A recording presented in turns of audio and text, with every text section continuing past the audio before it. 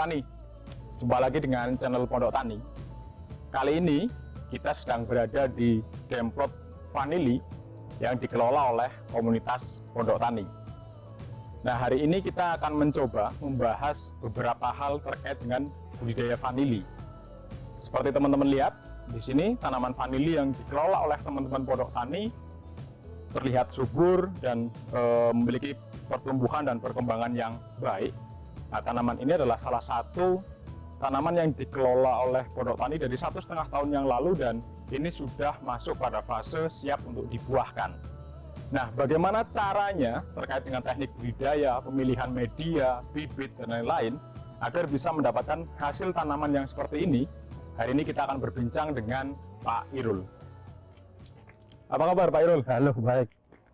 Pak, ini terkait dengan budidaya vanili nih Pak. Kan ada beberapa hal teknis yang teman-teman sobat Pondok Tani itu pengen tahu. Misalkan kita coba bahas dari media Pak. Oh iya, nah, Pak, media itu syarat yang baik, media vanili itu dia seperti apa Pak? Syarat media nomor 1 harus poros. Harus poros. Kemudian harus mempunyai nutrisi. Dia memiliki nutrisi yang baik. Kemudian dia bisa menjadi pelembab yang bagus. Mampu menjaga kelembaban media ya. Iya. Kalau pemilihan medianya Pak untuk memenuhi tadi soal yang pertama adalah dia harus poros, artinya memiliki drainase ya, sirkulasi air dan udara yang bagus. Kemudian dia mampu menyuplai nutrisi untuk tanaman. Lalu kemudian menjaga kelembaban media. Nah, ini biasanya apa Pak yang dipakai? Kita biasanya pakai tanah. Nomor 1 tanah. Tanah itu kalau bisa kita ambil dari humus dari di bawah pohon bambu itu, pelapukan dari daun bambu itu, kemudian sekam bakar. Oke, berarti humus bambu yang pertama, kemudian yang kedua adalah sekam bakar. Yang ketiga kompos. Yang kemudian yang keempat kokopit. Terkait dengan pemilihan humus bambu dan kompos, dia adalah menjadi sumber nutrisi. Kalau arang sekam, kenapa Pak memilih arang sekam? Arang sekam nomor 1 bisa menjadi penetralisir pH, jadi netral pH itu. Kemudian dia bisa menjadi penggembur tanah. Tanah itu tadi poros, yang seperti sifat pertama itu kita butuh poros, makanya butuh arang sekam. Di samping itu bisa menyimpan kelembapan tanah. Di samping itu juga bisa menyimpan nutrisi yang lebih lama. Ketika kita misalkan memberikan pupuk, itu arang sekam ini dia menjadi pengikat. Oke. Yang kemudian kokopit. Kokopit itu mempunyai kalsium yang tinggi. Kalium yang tinggi. Sehingga tapi untuk penggunaan kokopit itu harus direndam dulu pakai air garam kalau pengen lebih cepat. Kenapa itu Pak? Karena mempunyai zat tanin. Karena bisa membuat tanaman itu setak.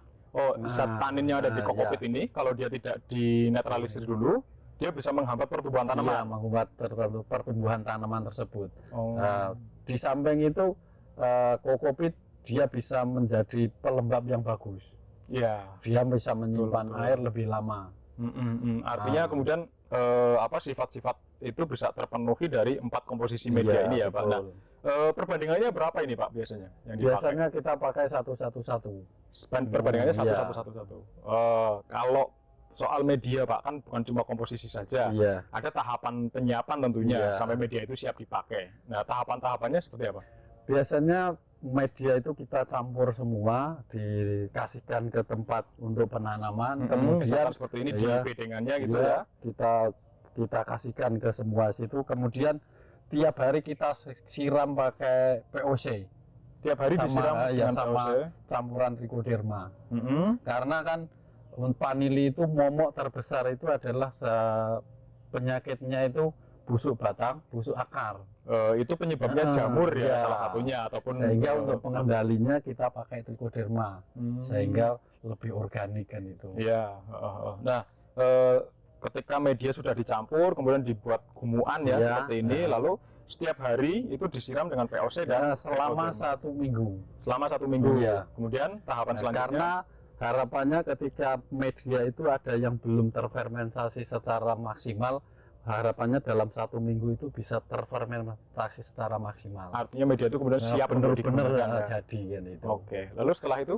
Setelah itu baru kita penyiapan bibit. Oh, nah, bibit Pak, bibit vanili kan ada petani atau praktisi vanili ini yang pakai bibitnya nih versinya beda-beda nih. Iya. Nah, kalau temuan dari Pak Irul sendiri, bibit yang paling baik digunakan untuk menanam vanili itu bibit yang seperti apa? Kalau bibit kita udah coba semua, kita tanam dari polybag pernah, kita tanam dari sulur juga pernah. Dari pengalaman tersebut, kita recommended untuk teman-teman yang pengen nanam itu saya sarankan pakai sulur minimal 1 meter. Sulur minimal 1 meter. Okay. Kenapa saya menganjurkan seperti itu? Karena dari sulur itu bisa lebih cepat besarnya, lebih cepat tingginya. Pertumbuhannya jauh lebih maksimal. Karena kan ketika kita pakai sulur 1 meter yang kita tanam itu minimal 3 ruas. Nah, sehingga akar yang muncul itu akan lebih banyak daripada yang kita nanam dari polybag. Walaupun yang di polybag itu sudah tumbuh di kisaran 5 daun ataupun 10 daun, itu nanti akan kesalip dengan yang pakai sulur. Karena kalau di polybag biasanya dia pertumbuhan akar itu hanya dari berapa? Biasanya kan kita kalau pengen kita bibit dari polybag itu biasanya cuma 2 ruas atau 1 ruas maksimal 3 ruas.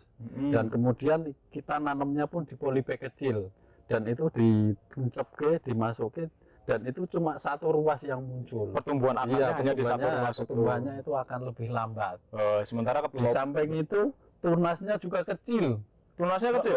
Kecil, iya, dari polybag itu kecil seperti lidi. Seperti lidi? Sebesar lidi itu. Tapi kalau yang dari sulur itu hampir sama dengan yang kita tanam munculnya itu. Makanya treatment untuk dari teman-teman yang udah terlanjur nanam dari polybag itu saran saya ketika 5 daun 1, 2, 3, 4, 5 pucuk itu dipangkas. Ketika dia sudah tumbuh sampai 5 daun, 5 daun dipangkas. Nah, kemudian dia akan muncul tunas baru, akan menjadi lebih besar. Oke. Nah, kemudian pangkas lagi di 5 daun lagi sampai minimal 3 atau 4 kali. Wah, nah, itu baru batangnya agak lumayan gede. Ya. Tapi kalau pakai sulur dia tidak perlu dipangkas, tinggal memanjangkan saja ya. Itu udah lumayan gede. Udah langsung gede. Nggak perlu mangkas treatment seperti itu, nggak perlu. Oke. Nah, biasanya besar dari sulur yang dipilih itu yang seberapa Pak? Mungkin bisa ditunjukkan ke teman-teman. Mungkin kalau pengen yang paling bagus sulur yang gede. Sulur yang gede ya, tetap ya dipilihnya dari pohon indukannya. Nah, pohon indukan minimal indukan itu udah umur 3 tahunan lebih. Kemudian perlakuannya Pak, untuk ketika kita sudah dapat sulur nih 1 meter, ketika sebelum tanam, apa yang perlu kita lakukan? Kita dapat sulur 1 meter, kemudian ruas yang mau kita tanam, daunnya kita pangkas. Misalkan ini di 3 ruas ini akan kita pangkas, dihilangkan daunnya. Kemudian akar-akar angin itu dihilangkan. Oke. Karena harapannya nanti biar lebih cepat akar muncul. Akar barunya muncul yang di dalam media ya. Itu akan lebih cepat munculnya nanti. Kalau bisa dikasih perangsang akar. Itu akan lebih bagus lagi. Dan kemudian cara penanamannya tidak boleh ke dalam, tapi menyamping. Menyamping. Iya, menyamping. Berarti 3 ruas itu 1, 2, 3 itu menyamping ini di horizontalnya ya, horizontal di gumukannya ya. Iya. Kemudian sulur yang lain baru dinempelkan pada rambatannya atau tajarnya. Dan kemudian untuk media untuk ngurugi ini ya untuk media awal pertumbuhannya dia cuma paling 3 cm, paling dalam 5 cm. Kedalaman tanam artinya. Iya. Kedalaman tanamnya itu tidak boleh lebih dari 5 cm. Takutnya kalau terlalu dalam dia terlalu basah. Oke. Dan takutnya busuk, memicu pembusukan juga. Mendingan kita nanamnya medianya tipis, kemudian ketika akar itu muncul nanti baru kita tambah media baru lagi. Dengan media baru lagi. Tambah media baru seperti kita bikin tadi. Komposisinya Iya. dengan yang sama ya, artinya lebih baik kita aman di penanaman awal, Iya. kemudian nanti ketika sudah tumbuh akar, sudah mulai tunas, kita melakukan pengurukan dengan Iya, komposisi media ya, seperti penanaman awal ya. bertahap.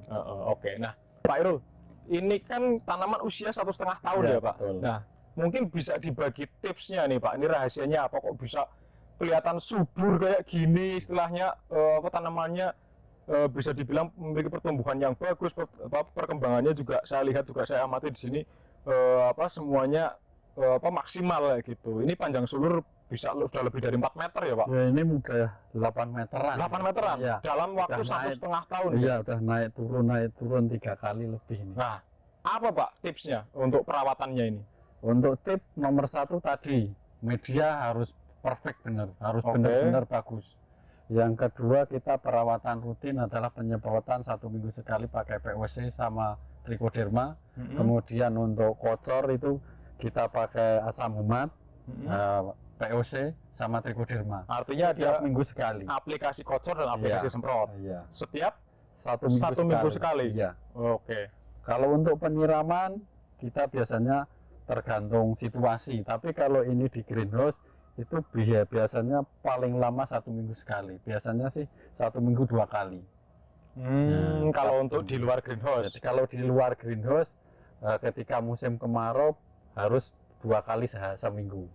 Oke. Satu minggu itu minimal 2 kali. Tapi kalau musim hujan berarti kan tidak Iya, perlu. tidak perlu penyiraman Tidak ya. perlu. Tapi kemudian ketika musim hujan yang perlu diantisipasi juga adalah soal Iya, kelembaban ya. kelembaban sama gundukan itu. Bedengan, jangan sampai bedengan. tergenang juga Iya, ya. bedengan apa itu vanili itu harus ditinggikan dan kemudian kita harus memberikan parit biar air itu biar langsung mengalir, hilang kalau kena hujan. Oke. Satu adalah media itu harus perfect, kemudian yang kedua adalah penyemprotan rutin tadi seminggu sekali, pengocoran. penyemprotan dan pengocoran itu seminggu sekali. Nah, terkait dengan penataan Mbak sulur misalkan ketika dia sudah tumbuh, apa yang perlu dilakukan treatment terhadap tanamannya? Itu biasanya kita ini pakai tajar buatan karena kan kemarin kita pengen cepet pengerjaannya, makanya kita pakai tajar buatan biar langsung jadi. Apa ini kita Pak? langsung pakai. Yang dipakai apa ini? Ini kita pakai penampang dalamnya itu pakai paralon, kemudian untuk lapisan itu kita pakai koko fiber, kemudian kita untuk pengikatnya saya pakai streaming. Oke. Kenapa kita pakai koko fiber? Dia lebih mudah untuk dibikin. Nah, kemudian dia bisa menyimpan air lebih banyak. Kemudian dia gampang ditembus akaran. Oh iya, jadi ketika dia tumbuh dia langsung akar nembusnya gampang ya. Iya. Itu juga pengaruh juga ke pertumbuhan ya. Kemudian untuk pengaturan sulur ketika udah naik kita turunkan sampai hampir media lagi, kita naikkan lagi dan itu berulang-ulang. Nanti ketika udah di ketiga kita tanam lagi ke media itu. Satu naik dulu, kemudian turun, lalu naik lagi, turun, naik lagi, baru kasihkan ke media. 3 kali putaran dari dari rampatan ini, kemudian baru ditempelkan lagi ke media yang bawahnya. Itu fungsinya untuk apa Pak? Harapannya nanti ketika kita antisipasi tanaman yang pertama itu kena busuk batang, itu bisa menjadi topangan. Bisa menjadi topangan. Jadi tidak mati. Ada cadangan akar yang tumbuh lagi ya di situ. Di samping itu ketika pakai itu nanti untuk stressing atau ketika kita ingin membuahkan itu lebih gampang.